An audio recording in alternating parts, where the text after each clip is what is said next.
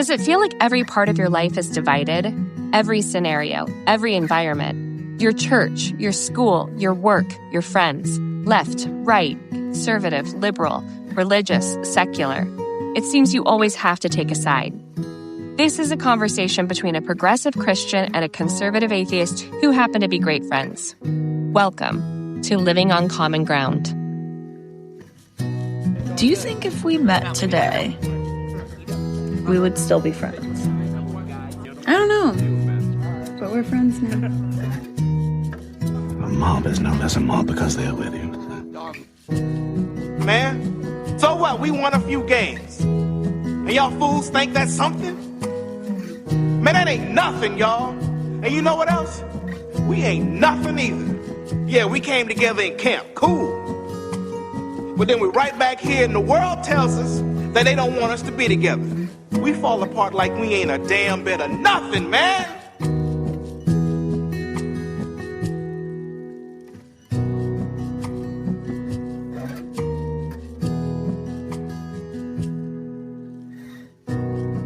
How you doing? I'm great. This is wonderful. That's good. Shut up. Yeah, the sound engineer, that would be me, only had one of our mics hot. So anyway, here we go. So I have been working on, I'm trying to work ahead, just like we're trying to record several episodes ahead because of the holidays and everything's falling on Thursdays this year. And, yeah. But I'm going to be leaving. So congratulations to everyone who get to listen to us. I know. We're putting forth the effort that you can actually step away from whatever festivities you've been enjoying with your family, take a walk, and if it were me, I would grab a cigar, grab my earbuds, and take a walk with Lucas and Jeff. I have a better suggestion. Okay. You ready for my better suggestion? Always. You get a Bluetooth speaker and you turn down the Christmas music. Yeah. Let the kids go play. Yep. And for the next hour, you request very sincerely and genuinely and earnestly request that your entire family sit and listen. Yeah. I think Jeff and Lucas. I think especially, can I just say, I think especially the Christmas one. Because I get to sit and it'd be like, because it's only you. You're in the first minute and a half. So no, because I think that it would be wonderful to sit quietly around your Christmas tree in the evening and listen, ponder the thoughts and of listen Jeff and listen. Strezzoff. Gosh, you twist.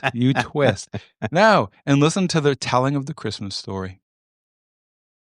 I like it. Yeah. So, and then, but on New Year's Day, you can go and you can do the same thing and then listen to us talk about the top 10 trending things from 2025. That's great. Yeah. Because, cool. And I have a feeling we haven't recorded that one yet, but I have a feeling it's going to be a really short episode because looking at the list, I only know about 2 of the 10. I think it's cool. And I think that if we could find some sort of list of like the top 10 trending things from like 1995 too, that would be cool to like juxtapose it. Yep. If we can. Challenge accepted. All right. Yeah. Cool. Did you get the reference for that? Challenge accepted? No. No? Is that a thing? How I Met Your Mother. I never watched it. What? I've never seen. Well, that's not true. You know what I've seen? I've seen the series finale. Really? Yeah, because that was the last season. What they did is the writers did us a favor. The last season was so bad, we were glad it was over. Oh, was it a different writing team or something? I think it was like, okay, we got to wrap this up. We went on a trip to Hawaii with. No, we were in Palm Springs, I think, with my brother-in-law and sister-in-law. They have like a timeshare thing. So it's either in Hawaii or Palm Springs. So I think it was Palm Springs. Doesn't matter. The point is that the ladies went and did something. Like we got to go do something, and then the ladies went and did something. And so we all like watched all the kids while the other 2 went and did something. So when they were off doing something, I don't know what they were doing. And we were watching the kids. He was finishing How I Met Your Mother. Okay. How I Met Your Mother. And I had never seen it before. So he watched the last 2 episodes of the entire series with me. Mm-hmm. So I've seen the last 2 episodes of the entire series, but I'd never seen any of the other. I've seen clips and stuff, but yeah. So there was 2 shows. There's been 2 shows that I've like, I watched religiously. Because normally I just don't get into, well, I mean, that's not true. Netflix has some that I stream, or Leftovers. Is that what? Yeah. So like I watched that one. Sure. But I'm talking about like on back in the day with network television and all that.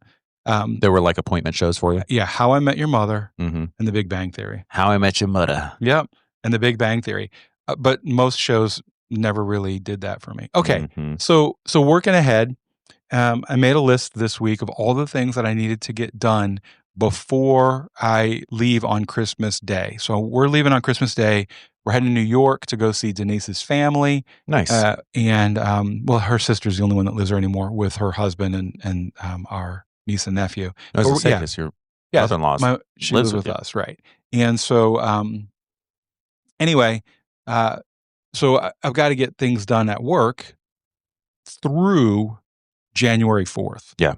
Right? Because I get back on the 2nd, and then I turn around and have to be ready to deliver a sermon on the 4th. And so it's probably helpful if I had that done too. So all that to say, I've been working on already the Christmas Eve service and the Christmas Eve sermon. And I wanted to run something by you, because so we've been reading this book, and I read the book, and I read the chapter that I was supposed to be preaching from for the Christmas Eve.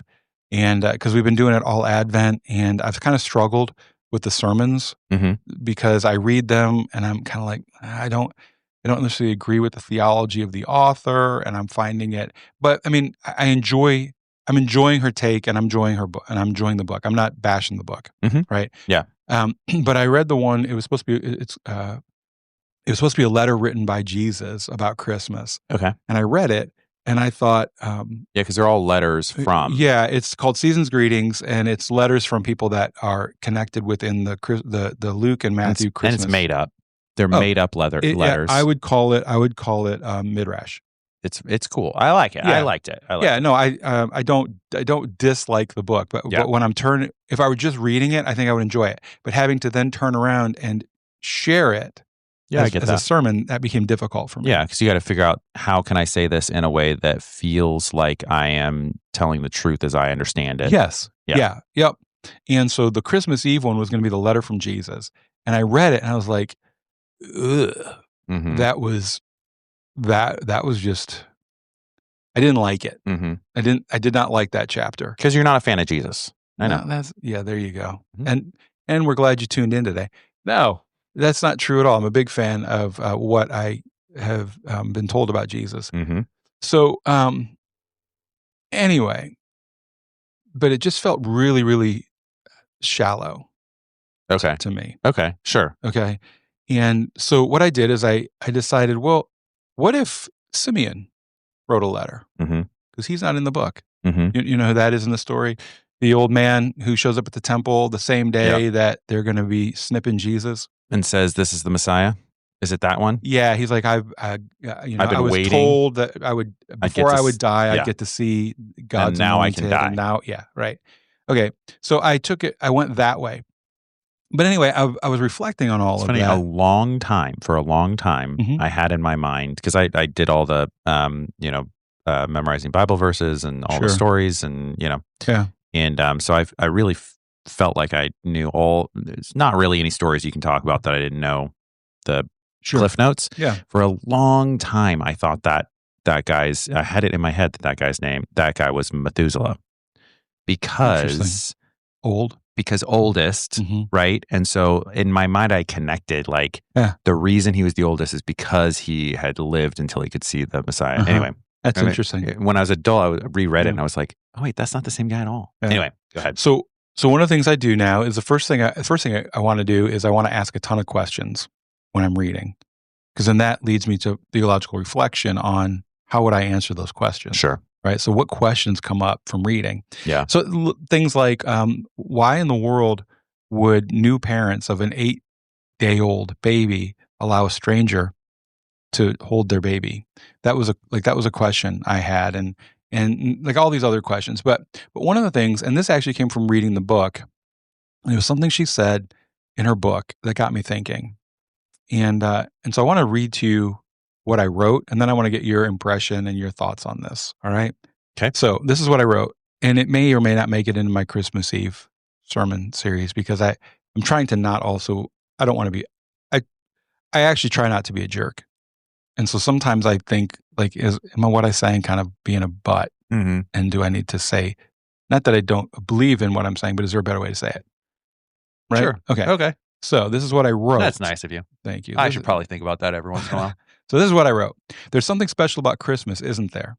And I know some people want to bemoan the commercialism, to complain about how it's become too secular, to get angry because they think people aren't joyful for the right reasons. But here's what I've noticed. Joy spreads joy, regardless of what makes a person joyful initially. The lights, the music, the gatherings, the generosity, even in the midst of shopping and parties and Christmas movies, there's an undeniable sense that something matters, that connection is possible, that hope isn't foolish. And some Christians get upset about this. They're angry that non-Christians are joyful at Christmas without it being about Jesus.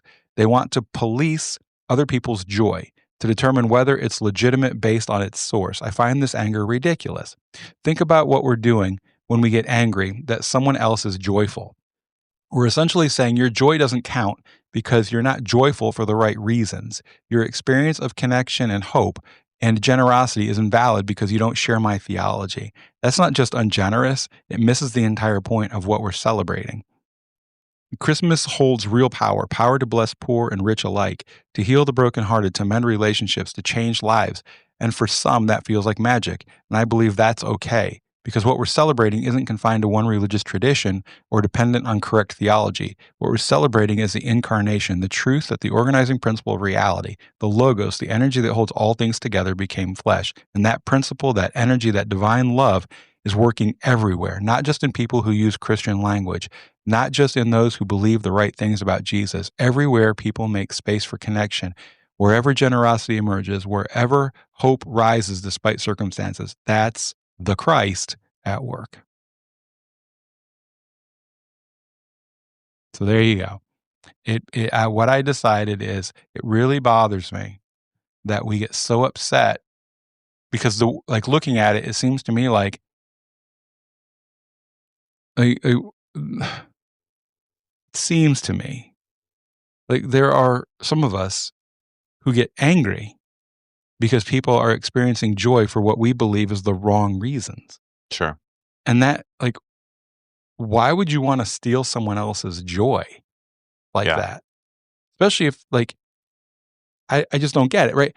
Because there's Denise and I were talking about this in the car yesterday. Mm-hmm. Okay, let me just talk about myself for a second. Mm-hmm.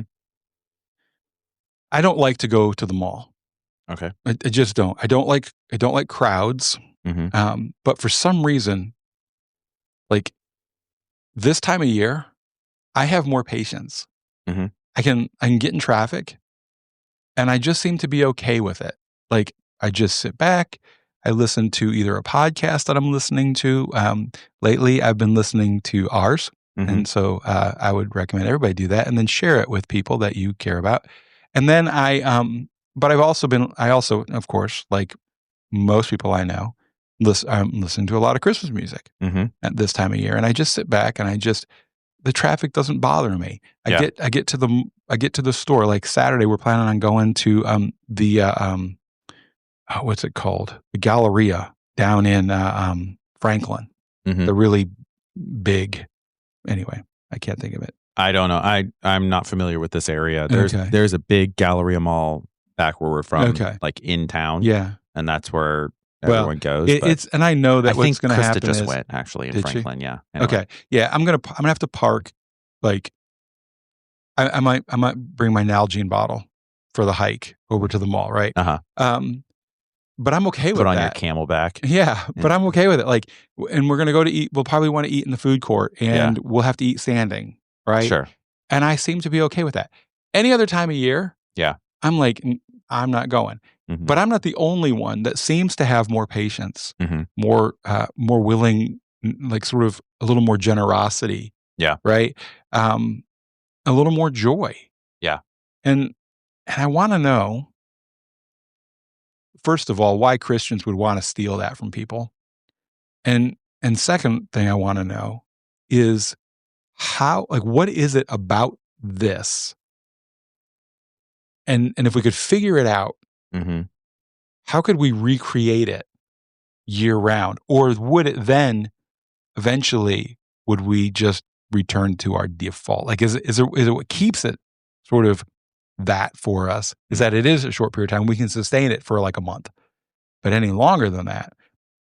Do you see what I'm saying? Does any of that make sense? I have a lot of thoughts. Okay, so good, because I've already talked for like 10 minutes. So you go. Jeez, I know, sorry. It's constant. I mean, I think that we have to know our audience, and they do not tune in to hear me. That is a dumb thing to say. So go. That is a dumb thing to say. They all like hearing from you. You have an entire church that comes to hear from you. I appreciate you saying that, and that's very flattering. But I also know. I know you don't want that to be true, but it is true. I don't think so. I think that people come because of the community that they're experiencing. Blah, blah, blah. All right, go ahead. Okay, so how do I want to start this?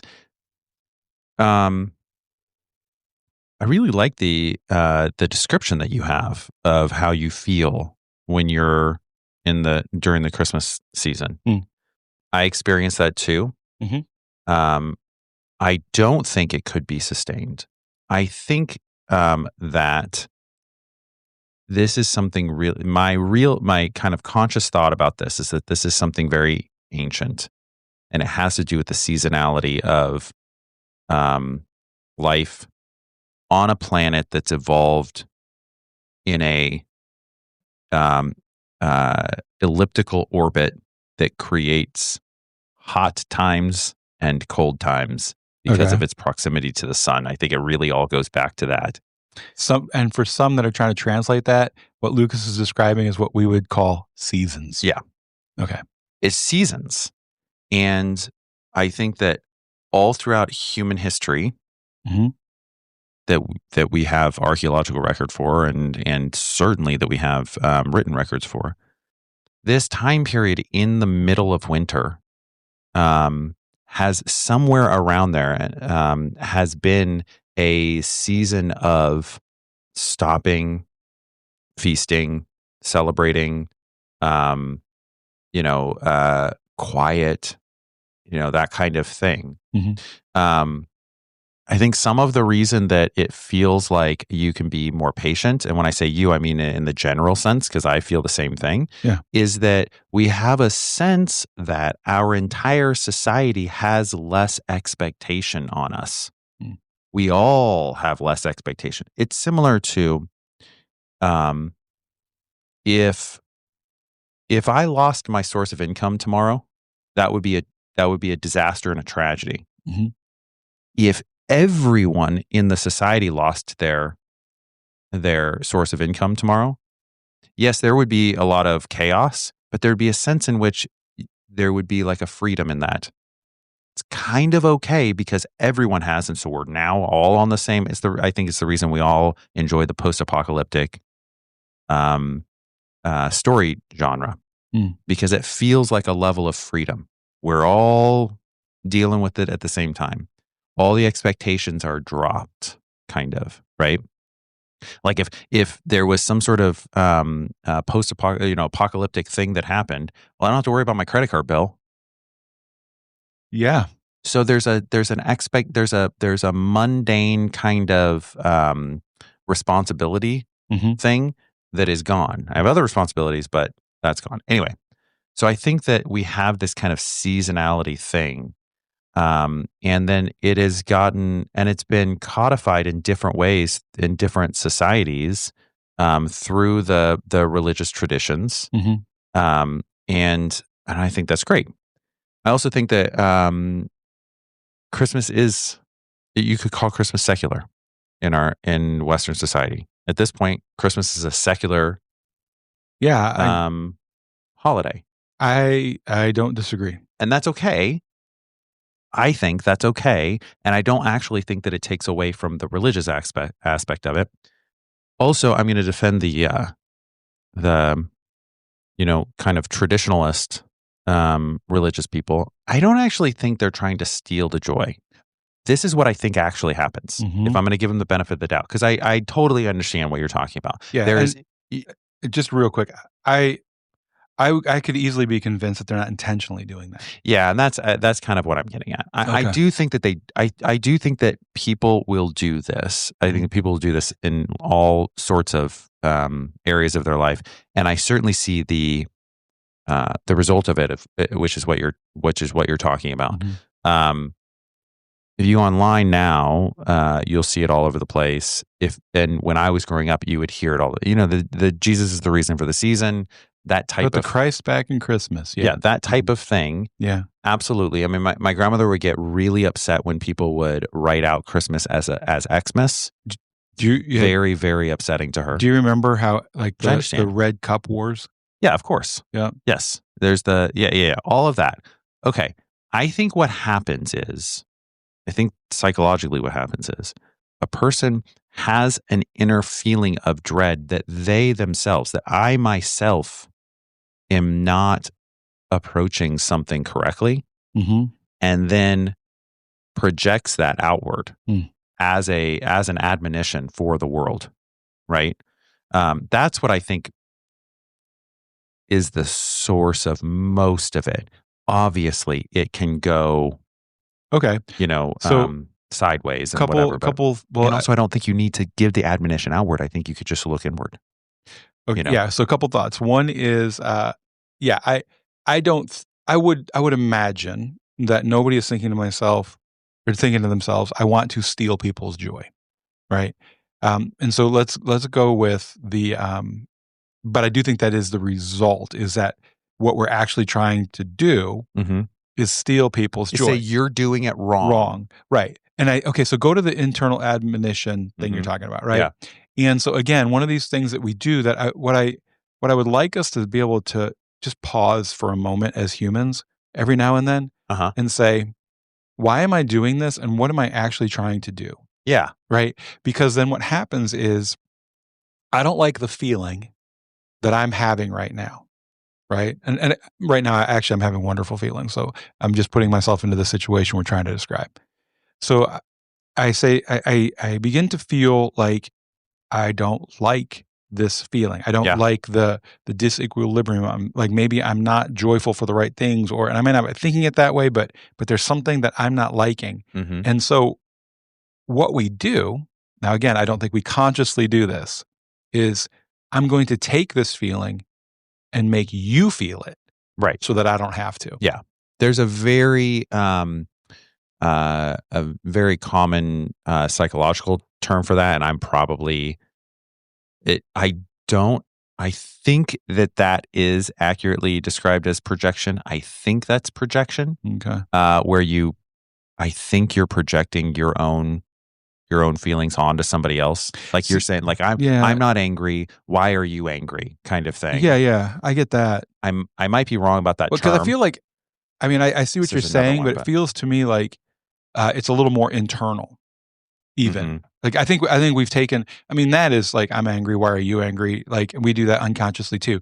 But I feel like what we're describing right now is even like one step deeper. Because I don't think like I'm questioning my joy, so I'd rather you question your joy. Like I don't think it's like that, but I do think we're experiencing something internal, and then we're saying, I don't want to experience this. So how do I get rid of it? And the way to get rid of it is to give it to you. Yeah, that might be. I don't know. That might be. You know what it reminds me of, and I don't know why it popped into my head. Well, maybe it does. So one of the issues that they were facing with the AIDS epidemic in Africa is that men had been convinced that they could get rid of AIDS by giving it to a woman. Interesting. Yeah. And so it's almost like that. It's like I have this disease happening inside of me, and the way that I can get rid of it is by giving it to you. And not consciously. Yeah. I think the bottom line of what you're saying, I think it's a good thing to It's like that Mel Robbins let them kind of thing. Yeah, right. It's great. If you have a feeling like, Christmas is too commercialized, and who's going to argue with that anyway? Well, and who cares though? But what I'm saying is like, give the devil his due, right? Yeah. Is Christmas commercialized? Absolutely. Sure it is. Our entire society is built on commercialization. So how would it not become commercialized when we live in a capitalistic society where everything is based on consumption? So actually, okay, going back to something that you've been working through this year, with all of the Stoic study that you've been doing. Oh yeah. What a great opportunity then for myself living in a commercialized society and living through a commercialized holiday.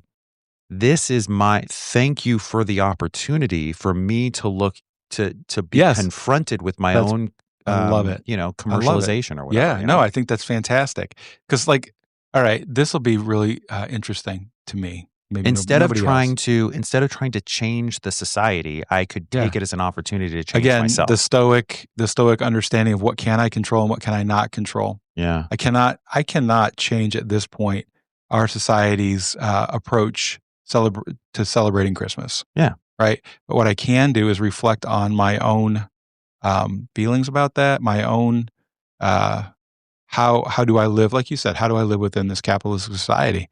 How can I become a better person because of what I can observe? What's paradoxical about But you have to do it in such a way that you don't judge. Sure. Well, that's the thing. If you're turning it inward, that is, but see, here's what's paradoxical about this is that the very fact that you can't change society and never can, and nobody has ever been able to do that. I'm trying. Okay? The very fact that you can't do that makes it a windmill that you can tilt at, which you immediately can get a cathartic feeling from and have a feeling of success. Even though you're not succeeding, you can get the feeling of success. And the very fact, because you've done something, right? You've spoken out against X.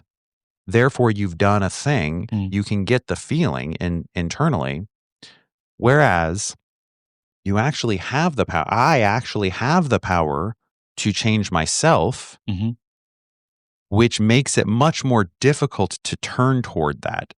Right? Psychologically, it makes it much more difficult because that's a thing that I could actually succeed at, which means that I could have real failure at it if I don't succeed, because the changing of society has no actual practical way to succeed at. You can constantly tilt at that windmill, and then just have the feeling itself is the level of success. Right. And so it's like a paradoxical thing. And so you end up going toward that, I feel like, more than the thing that you could actually change, which is, your stoic internal. I like the idea that it allows me to have that feeling without facing the chance of real failure. Yeah. Yeah. It's like the husband who tells his wife that he's going to clean out the garage. He's going to clean out the garage this weekend, and his wife goes, "Oh, great, I've been wanting you to do that." He got his reward right then.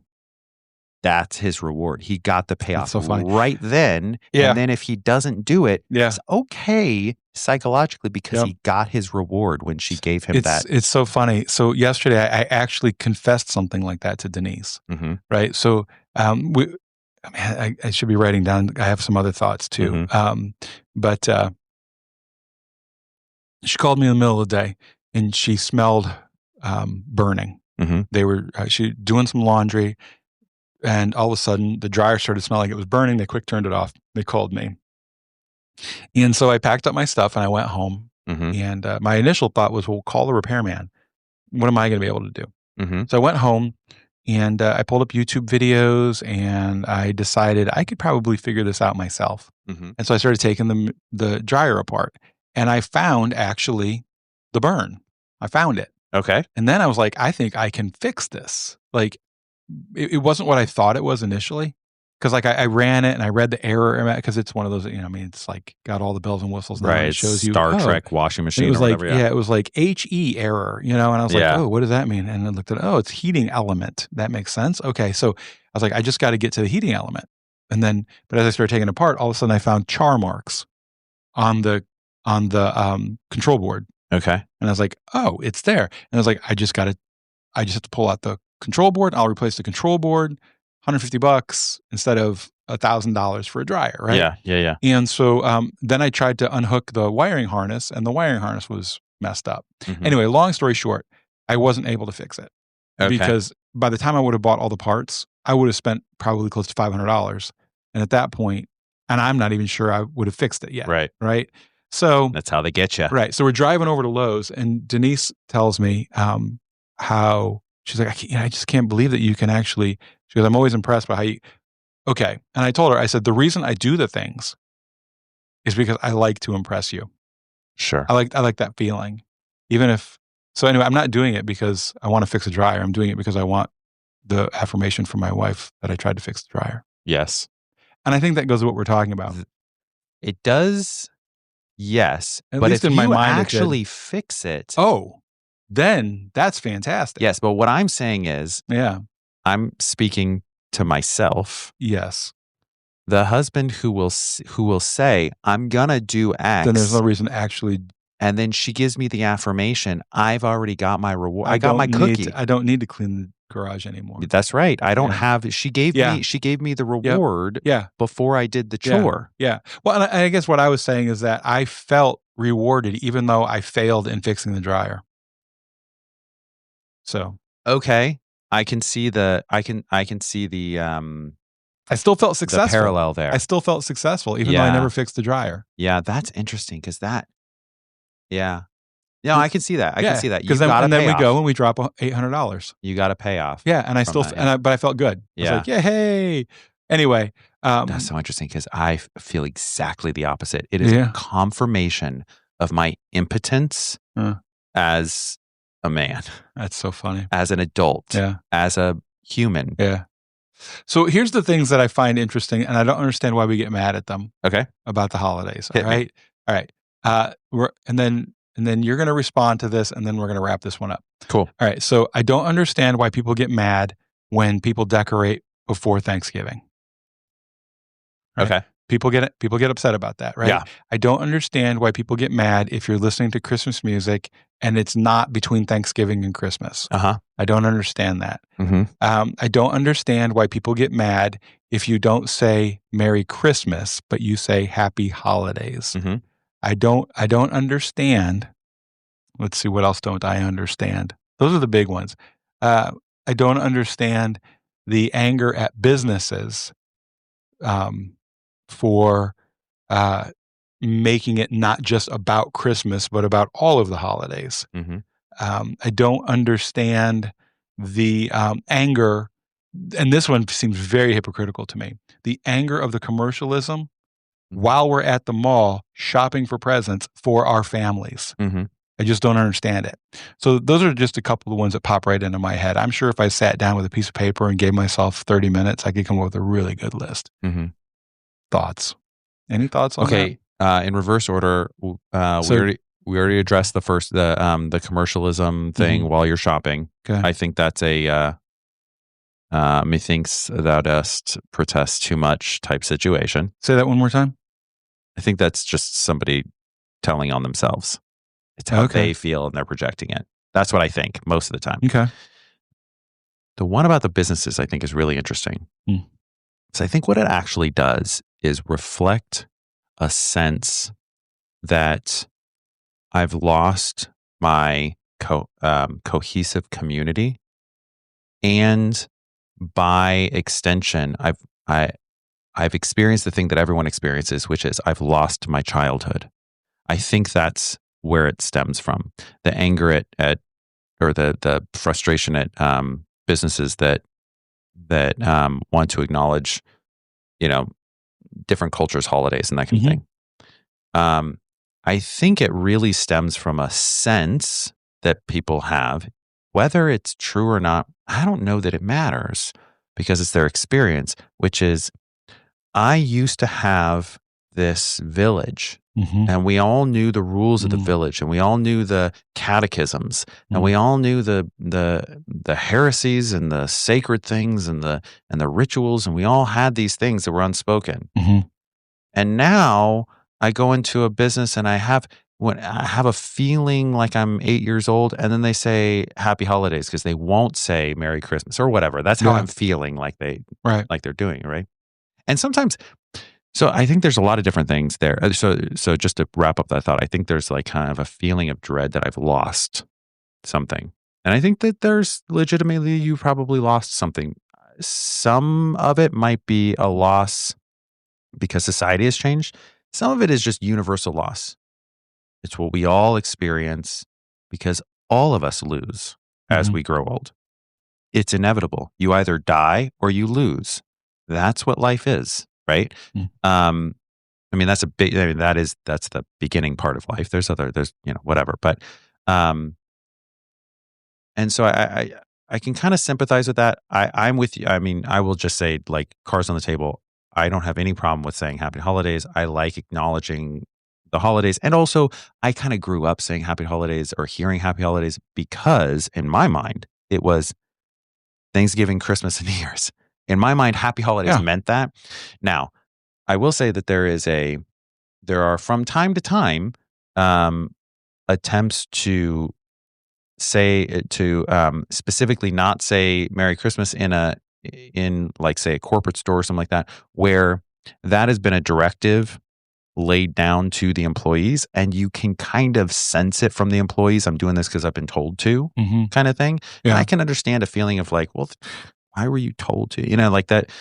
Again, I don't have any problem with it, but I can kind of I try to put myself in someone's shoes, why they would bristle at it, and I can kind of understand it. The Christmas music and the decorations thing to me is one issue. I've never met anybody who gets mad at it. I have met people who are like annoyed or like, what are you doing kind of thing. And I don't know. Yeah. I guess maybe I just know people that are more angry than you do. I probably suck up all the anger. So there is one thing. I like to give people a hard time though about it. I think that so listening to what you had to say, and then I started thinking about Christmas movies. I think nostalgia plays a big part in it. Right? Whether it like even the feelings that we have and the reason that we're more kind is we're hearkening back to a time where it feels more peaceful in our minds, whether it was or not, right?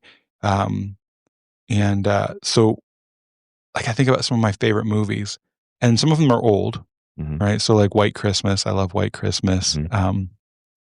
But some of them just remind me of when I was a child, right? So like Christmas Story with Peter Billingsley, that came out when I was, it was 80. I still lived in Ohio when that one came out, and it was filmed in Cleveland. So there's this nostalgia for me, right? Yeah. And then one of my favorites right now, we just watched it last night, is 8-Bit Christmas.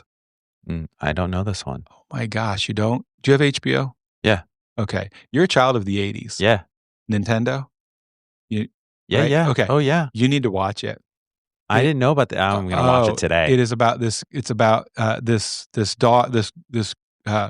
this guy played by I can't think of his name. He was Doogie Howser. Okay. Yeah. Neil Patrick Harris. Yeah. He How I Met Your Mother. Yes. Yeah. Nice. I love the way you did the circle there.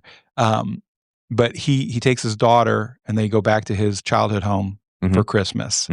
And she's really mad because she wants a cell phone. And he's like, no, you're not getting a cell phone for Christmas. You're 11 years old. Yeah. And they're supposed to be meeting his wife and their son, and they're going to have Christmas with the family. Yeah. Yeah. At his childhood home. And so anyway, I don't want to tell you too much because I want you to enjoy it. Yeah. But the premise is he tells her the story about the Christmas that he wanted a Nintendo. Yeah. And it's it is fabulous because it's one of those deals where there's nostalgia for it. Yeah. Right? Because like I'm watching and I just laugh. I laughed like my whole way through the movie, even though I've watched it like 4 times now, even though it just came out like in 22. Yeah. So anyway. So there's an episode, this makes me think about this and then we can wrap it up. I know we keep saying that, but it's okay. There's an episode of New Girl. That's where, one I've never seen. Chris, it's our every night show for the last like 10 years. So I've watched every episode maybe 20 times. That's like us in Big Bang Theory. If there's nothing else on, we put it on. Yeah, Sorry, exactly. Yep. So there's an episode where Jess and Nick are dating, and she really wants Nick's friend, Coach, to like her, to be friends with her. And Nick and Coach are fans of 2 different basketball teams. Mm-hmm. And so Jess doesn't care about sports at all. She decides in order to make friends with Coach, she is going to become a fan of the team that Coach likes. Okay. Right. So then she's going to wear the jersey and she, whatever. And Nick obviously is like, no, you can't, I can't have this. Mm-hmm. This, you can't wear, and like, so, hilarity ensues. But at one point, he says like, that's my team. And the line is something like, that's my team. It's half my relationship with my father. R.I.P. by the way. Right. And then he moves and then he goes on because they would do this where they'd like throw in little like meaningful lines with the comedy, and that's what I think is happening. All of this. I think that it's unconsciously, it's your relationship with your dad. It's your relationship with your grandma. It's your cousins. It's where you felt safe, or it's where you felt maybe not safe necessarily, but you felt like you felt loved and you felt, for lack of a better term, whatever, but it's a good term. But yeah, I mean, like, we don't put out our decorations until the day after Thanksgiving. We start Christmas music the day after Thanksgiving. On Thanksgiving, we watch Home for the Holidays. We've talked about that before here. On Christmas Eve, Chris and I watch White Christmas while we're finishing wrapping presents. We have Black Russians and watch White Christmas. That's our... But like, because these are the things that create loops that make us feel like we're, living as humans. So the trick then is to figure out how do we help people connect to the nostalgia, the connecting to feeling like they are loved and grounded and safe year round. Yeah. Well, sure, I guess. Yeah. Sure, if you can. Right. Focus on yourself. Common ground? That's not, no. No, I mean, no. That's not what I mean. I know, I know what you mean. Turn inward stoically. Once I said no, then I remembered what we were talking about. Yeah. Okay. All right. Common ground. Focus on yourself. Is that? I think so. Try to recognize within yourself the things. Why? Okay. Take the moment. Why is this making me angry? Me. And then look inward. Yep. Yeah. Perfect. All right. Excellent. Thanks. Yep. Thank you for listening to Living on Common Ground. Please follow wherever you listen to your podcasts and share it with your friends. You can also find a link to our social in the description. The more people we have living on common ground, the better the world will be.